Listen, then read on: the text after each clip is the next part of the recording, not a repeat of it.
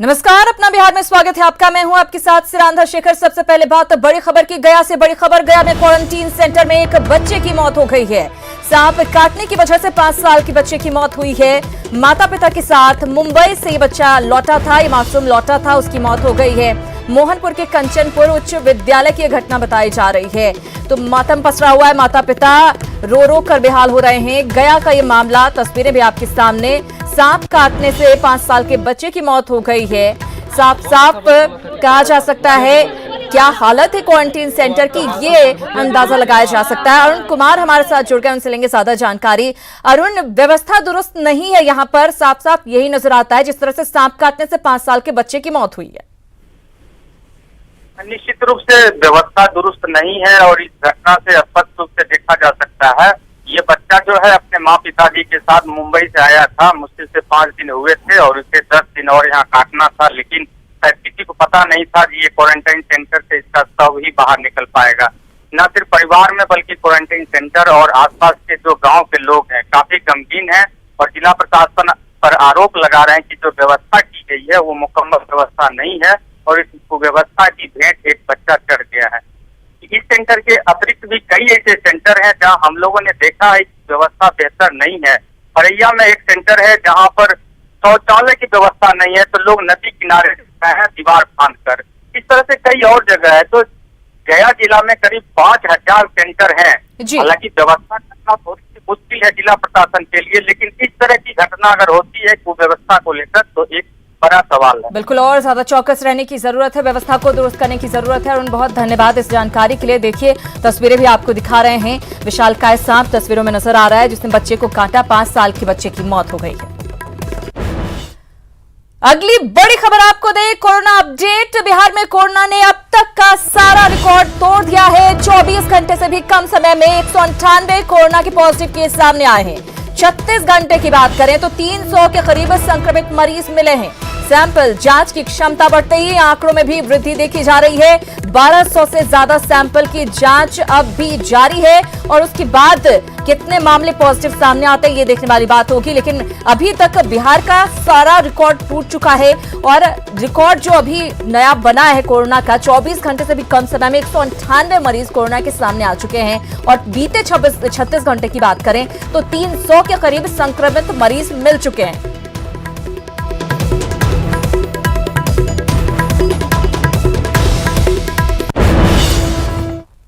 और आइए अब जानते बिहार में जिलावार कोरोना पर क्या कुछ अपडेट सामने आ रहा है। बिहार में कोरोना मरीजों की संख्या जो है बढ़कर 1872 हो गई है।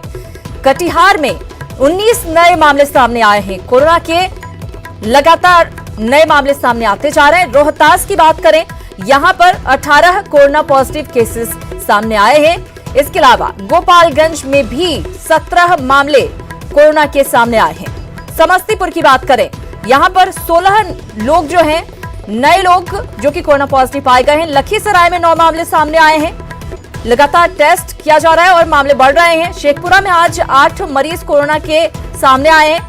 पूर्णिया की बात करें, पूर्णिया में भी 5 नए केस कोरोना के सामने आए हैं। मतलब बीते 24 घंटे में आप अंदाजा लगाइए 198 मामले सामने आए अलग अलग जिलों से। मुंगेर में आज 3 नए केस सामने आए हैं। वहीं खगड़िया से भी 1 मरीज कोरोना पॉजिटिव पाया गया है। इसके अलावा प्रवासी मजदूरों का बिहार आना लगातार जारी है, लेकिन अब सोशल डिस्टेंसिंग की बात पुरानी हो गई है, क्योंकि मुजफ्फरपुर से जो तस्वीर आई है वो वाकई हैरान करने वाली है। मुजफ्फरपुर के MIT ग्राउंड में बनाए गए वाहन कोषांग में यात्रियों को बस में बैठाने के लिए कोई नियम कानून का पालन नहीं किया जा रहा है। तस्वीर आप देखिए कैसे यहाँ पर बसों में बिठाया जा रहा है लोगों को। कोई नियम कायदा नजर नहीं आ रहा है। बस में जैसे आम दिनों में लोगों को बिठाया जाता है, भर भर कर लोग इसमें बैठे हुए नजर आ रहे हैं। कहीं भी कोई सोशल डिस्टेंसिंग नजर नहीं आ रही। प्रवासी मजदूरों को उनके गृह जिले तक भेजने की जो कवायद है उसमें सोशल डिस्टेंसिंग का बिल्कुल अब पालन नहीं हो रहा है।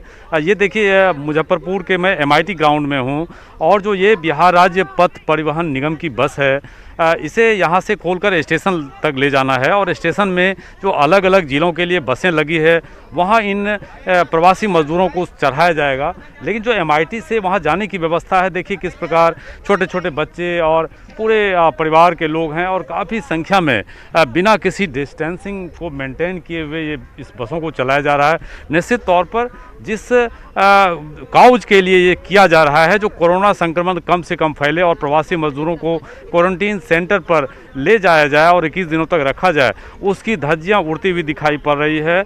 और इन बसों में बिल्कुल भी सोशल डिस्टेंसिंग नहीं है। एक दूसरे के शरीर पर लोग सवार होकर ये यात्रा करेंगे और ये 6 से 7 किलोमीटर की यात्रा होगी। बस यूं ही ये यात्री एक दूसरे के संपर्क में आकर जाएंगे और निश्चित तौर पर इस प्रकार कोरोना संक्रमण को फैलने की जो संभावना है वो प्रबल है, क्योंकि अब तक जितने भी मजदूरों में खास करके जो टेस्टिंग हो रही है उनमें अधिकांश रिपोर्टों में प्रवासी मजदूर ही संक्रमित हो रहे हैं। ऐसे में सोशल डिस्टेंसिंग को पालन किए बिना एक दूसरे जगह पे जाना निश्चित तौर पर संक्रमण को आमंत्रण देना है। कैमरामैन संजीव के साथ प्रवीण ठाकुर, न्यूज़ 18 मुजफ्फरपुर। तो लोग अपने घरों को जरूर लौट रहे हैं, लेकिन किस तरह से मामले क्यों ज्यादा सामने आ रहे हैं वो आप तस्वीरों को देखकर समझ रहे होंगे। लॉकडाउन के चौथे चरण में कुछ छूट जरूर दी गई है, लेकिन इस छूट का कुछ लोग गलत इस्तेमाल कर रहे हैं। आप नवादा की तस्वीरें देख रहे हैं, आप देख सकते हैं कि कैसे लोग सड़कों पर उतर आए हैं। सड़कों पर भीड़ ना लगे इसके लिए ऑड इवन का फॉर्मूला तक लागू किया गया है, लेकिन लोगों को इस फॉर्मूले की जानकारी तक नहीं है। शहर का मेन रोड, सब्जी बाजार, पुरानी बाजार, पुल पर मेन चौक, सभी जगह आज बड़ी संख्या में लोग खरीदारी करने के लिए निकले। न्यूज़ 18 अपने तमाम दर्शकों से लगातार अपील कर रहा है और एक बार फिर से अपील करता है कि कृपया अभी ऐसी गलती ना करें, क्योंकि कोरोना का संक्रमण तेजी से फैल रहा है। इससे बचने के लिए घर पर रहना जरूरी है। काम से ही बहुत जरूरी हो तभी लोग घरों से बाहर निकलें।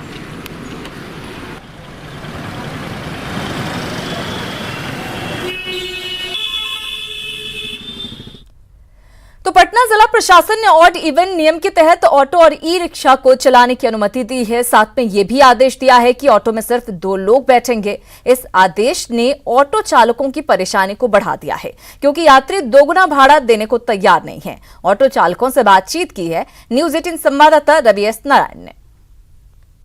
ऑटो चलाने वाले लोग हैं, उनकी परेशानियां कम होती नहीं दिख रही है। जिला प्रशासन ने जो फैसला लिया है उसके मुताबिक अब एक ऑटो में सिर्फ 2 आदमी बैठ सकते हैं और 2 से ज्यादा बैठाने की अनुमति नहीं है, सोशल डिस्टेंसिंग को देखते हुए।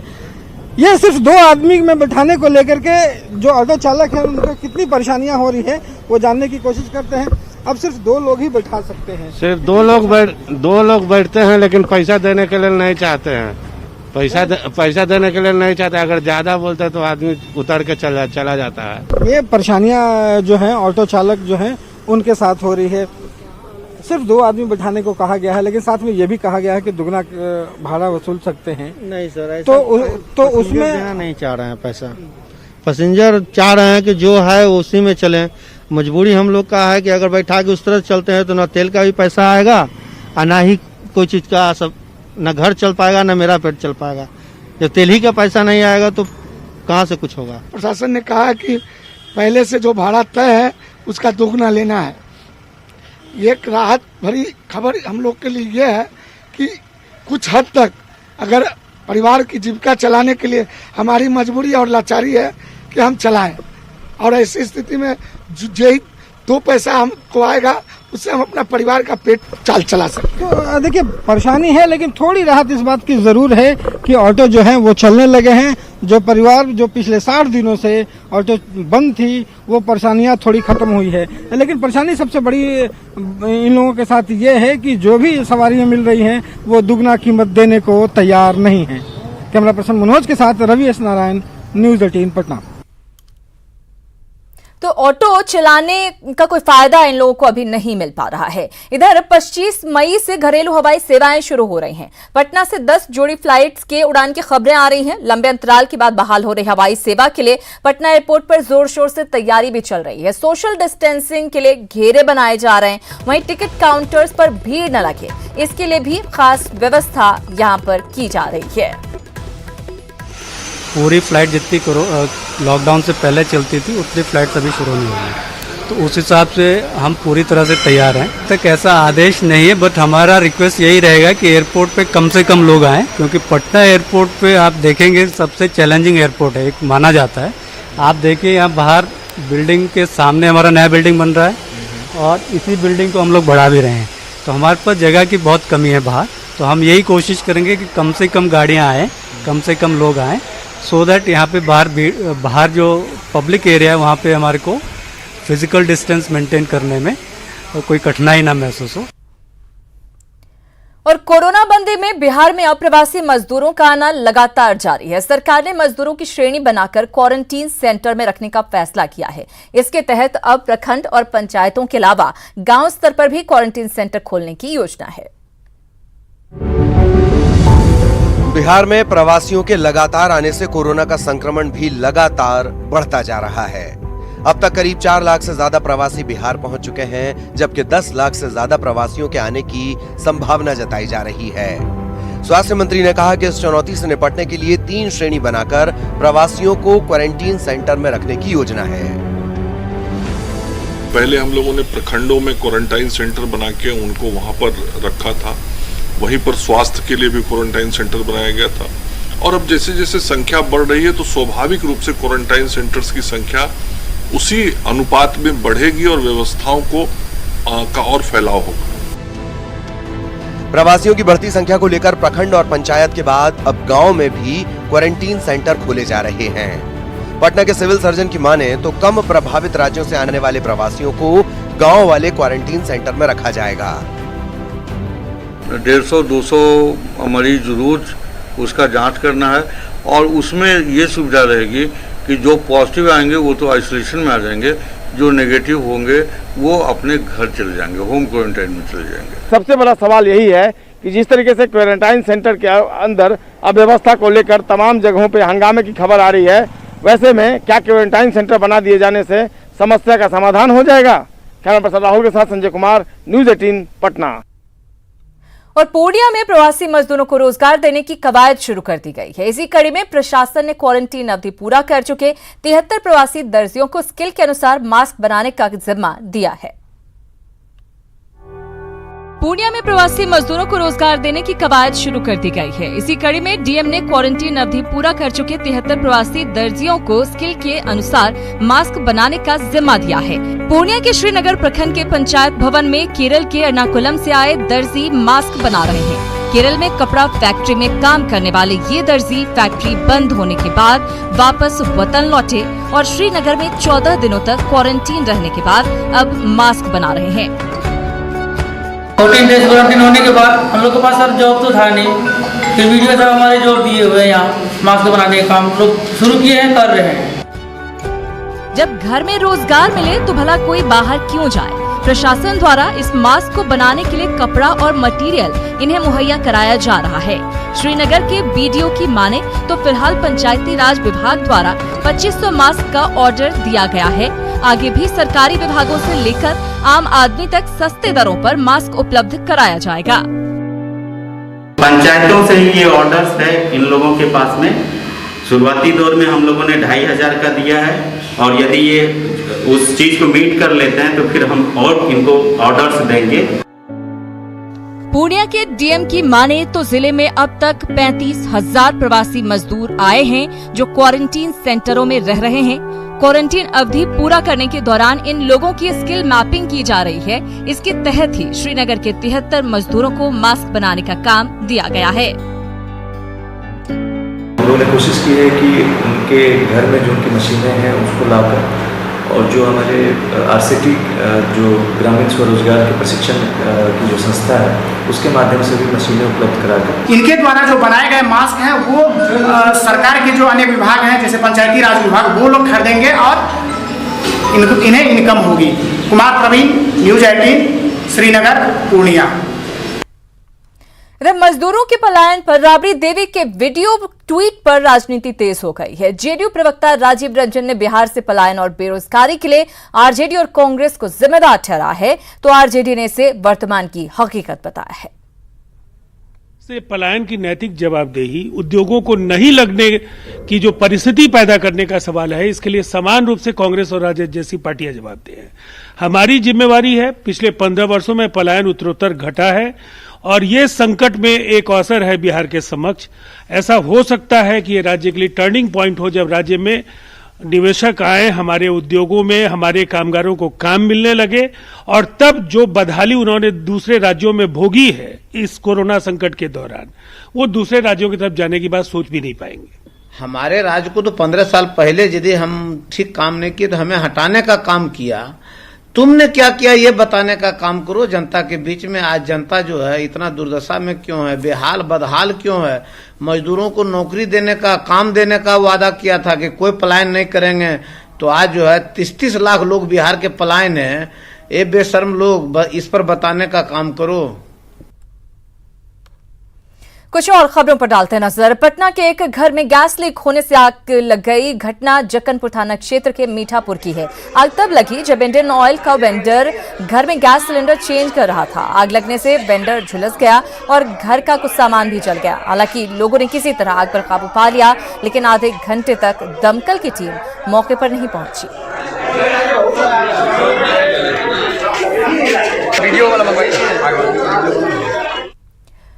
खबर पूर्वी चंपारण से, जहां मेहसी में कल हुए बैंक लूटकांड का खुलासा हो गया है। पुलिस ने लूट में शामिल सभी 8 अपराधियों को गिरफ्तार कर लिया है। लूटे गए 5,77,000 रुपए में से 3,28,000 रुपए भी बरामद कर लिए गए हैं। गिरफ्तार सभी अपराधी पूर्व में कई लूट के मामले में जेल जा चुके हैं। ये गिरोह चकिया अनुमंडल क्षेत्र में सक्रिय था, साथ ही कई लूट कांड में भी शामिल था। आपको बता दें कि कल दिन दहाड़े मेहसी बाजार के पीएनबी की शाखा में लूट हुई थी।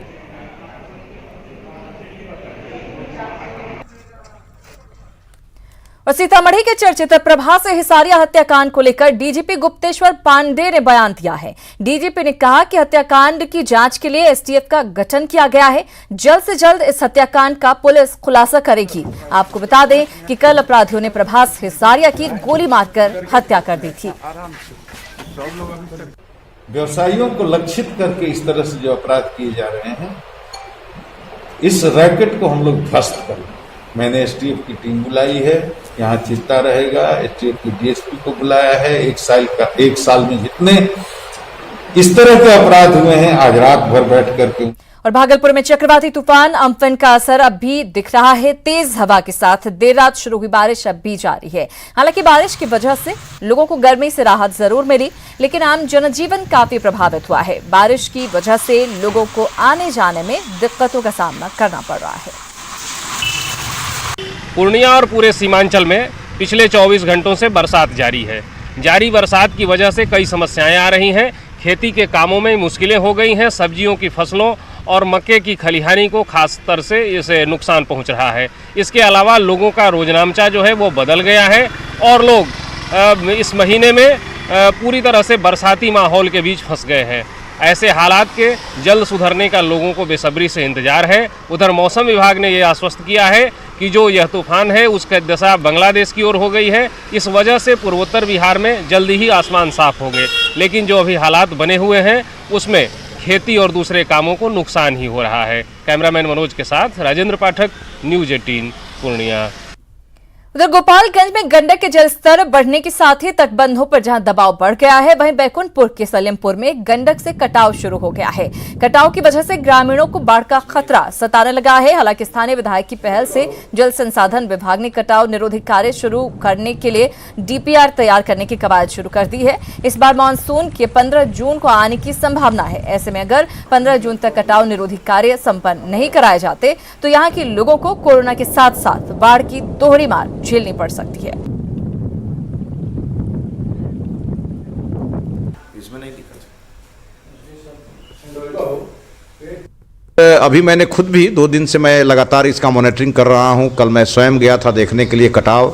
सलेमपुर में जो भयानक कटाव है और उसको लेकर के मैंने पूरे विभागीय अभियंताओं की टीम के साथ मैं गया था और मैंने राज्य सरकार के माननीय जल संसाधन मंत्री श्री संजय झा जी से मैंने बातचीत भी किया है और लगभग 3.25 करोड़ का एक डीपीआर भी भेजा गया है। मुझे लगता है कि आज उसकी स्वीकृति मिल जाएगी। गोपालगंज में कोरोना के साथ साथ बाढ़ की भी दोहरी मार झेलनी पड़ सकती है। यहाँ पर गंडक का जो जलस्तर है, लगातार जलस्तर में बढ़ोतरी हो रही है और जलस्तर में बढ़ने के साथ साथ जो तटबंध हैं, तटबंधों पर दबाव बढ़ता जा रहा है।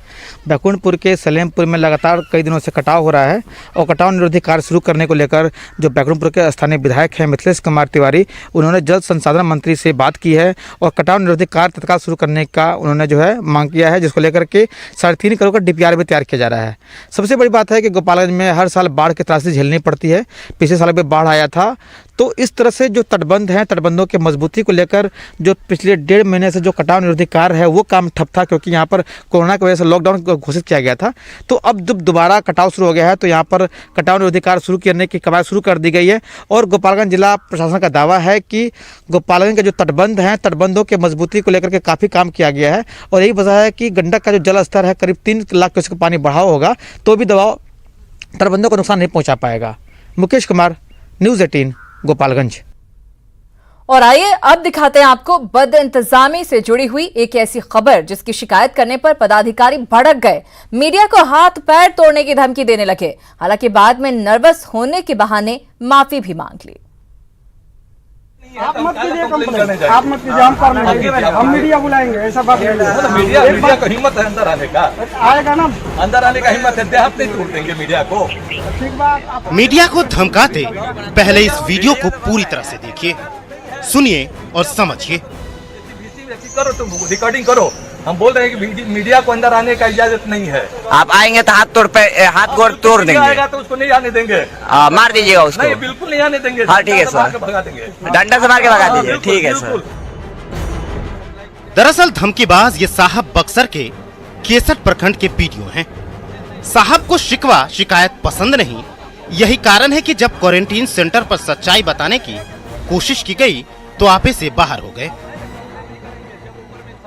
आप मत कीजिए, हम कर लेंगे, हम मीडिया बुलाएंगे, ऐसा बात नहीं है। मीडिया को हिम्मत है अंदर आने का, आएगा ना, अंदर आने का हिम्मत है, हाथ नहीं तोड़ देंगे मीडिया को। ठीक बात, आप हाथ पैर तोड़ दीजिएगा। बदइंतजामी की शिकायत नहीं सुनने पर लोगों ने मीडिया बुलाने की बात कर दी। पहले बदइंतजामी और उस पर मीडिया बुलाने की बात साहब भड़क गए और मीडिया के आने पर हाथ पैर तोड़ने की धमकी देने लगे। जब ऊपर में सप्लाई नहीं है, आप मत कीजिए कंप्लेंट, आप मत कीजिए, हम कर लेंगे, हम मीडिया बुलाएंगे, ऐसा बात नहीं है। मीडिया को हिम्मत है अंदर आने का, आएगा ना, अंदर आने का हिम्मत है, हाथ नहीं तोड़ देंगे मीडिया को। ठीक है साहब, आपको जो करना है कर देना, लेकिन अपने सिस्टम को तो दुरुस्त कर लीजिए ताकि बेबसी के आलम में रह रहे लोगों की लाचारगी कम हो। रिकॉर्डिंग करो। हम बोल रहे हैं कि मीडिया को अंदर आने का इजाजत नहीं है। आप आएंगे तो हाथ गोड़ तोड़ देंगे। आएगा तो उसको नहीं आने देंगे। मार दीजिएगा उसको। नहीं, बिल्कुल नहीं आने देंगे। हाँ ठीक है सर, भगा देंगे, डंडा से मार के भगा दीजिए। ठीक है सर। वीडियो वायरल हो गया तो साहब को समझ में आया कि क्या कर गए। सफाई देने लगे, माफी मांगने लगे और कहने लगे मैं नर्वस हो गया और ऐसी बात निकल गई। तो समझाते बुझाते रहे, फिर भी वो उन लोग नहीं मान रहे थे, हल्ला हंगामा किए जा रहे थे। और इसी बीच मैं नर्वस होने के कारण मीडिया बंधु के संबंध में कुछ गलत बोल गया, इसके लिए मुझे क्षमा प्रार्थी हूँ। पहले गलती और फिर माफी, चलिए ये भी सही, लेकिन सवाल अब भी वही है कि ऐसी कौन सी सुविधा की मांग उठ गई जो हाथ पैर तोड़ने का सवाल बन गया। आखिर BDO साहब बद इंतजामी छुपाकर किस मंशा को पूरा करना चाह रहे थे।